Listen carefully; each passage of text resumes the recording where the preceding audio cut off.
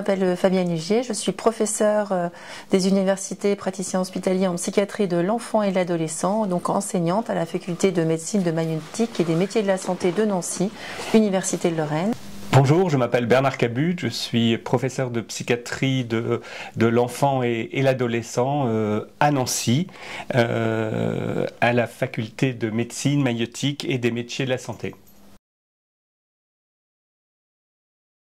Donc nous sommes psychiatres pour enfants et adolescents. Ça veut dire que l'on soigne des enfants, quasiment des tout petits bébés, à des adolescents qui vont avoir 18 ans. Mais on dit toujours qu'un enfant n'existe pas sans ses parents.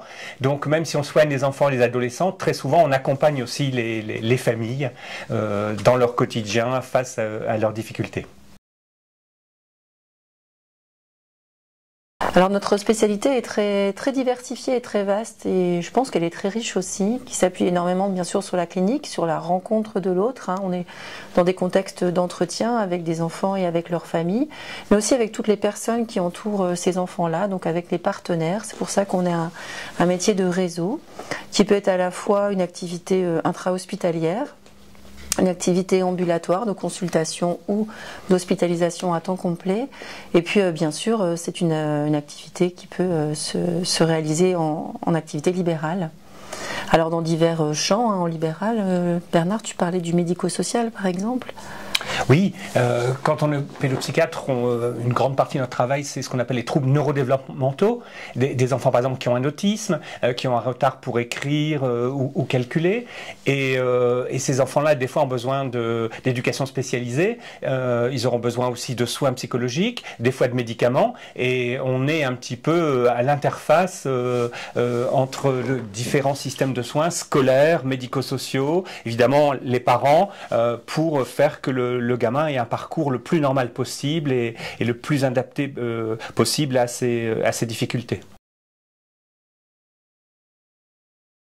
Pourquoi avoir choisi cette spécialité? Moi je dois dire que c'est plutôt un effet de hasard. C'est pas la spécialité vers laquelle je me tournais de manière primaire quand j'ai choisi de faire médecine, puisque j'étais plutôt tournée vers la chirurgie, et puis en fait c'est au cours d'un stage en pédiatrie et plus précisément ensuite en psychiatrie de l'enfant et de l'adolescent que là j'ai eu comme une révélation. J'ai trouvé ça extraordinaire, ce qu'on pouvait avoir dans cette rencontre avec l'autre et cette possibilité aussi d'accompagner les personnes vers un cheminement plus positif et favorable pour eux. Donc c'est une histoire de stage pour moi. Oui, le choix de spécialité, c'est effectivement toujours une question de rencontre. Donc moi, c'est aussi été les stages. Mais plus que les stages, c'était les profs de pédopsychiatrie. Je suis lillois d'origine. C'est une époque où on allait en cours encore, et je me suis beaucoup identifié à ce qu'ils faisaient. Le fait de soigner les personnes du point de vue psychologique dans la relation médecin-malade, et pour les aider à globalement à être plus épanoui au-delà d'une maladie médicale plus somatique.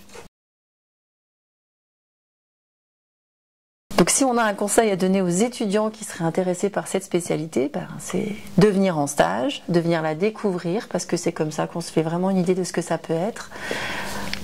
Ça peut être un stage officiel d'étudiants en médecine, ça peut être aussi nous rencontrer les gens de nos équipes. Les équipes de pédopsie sont très variées. Il y a des infirmiers, des psychologues, des éducateurs animaliers. Enfin, il y a beaucoup de choses, et n'hésitez pas à venir après avoir négocié avec nous, passer quelques heures dans nos services pour voir ce qu'est notre belle spécialité.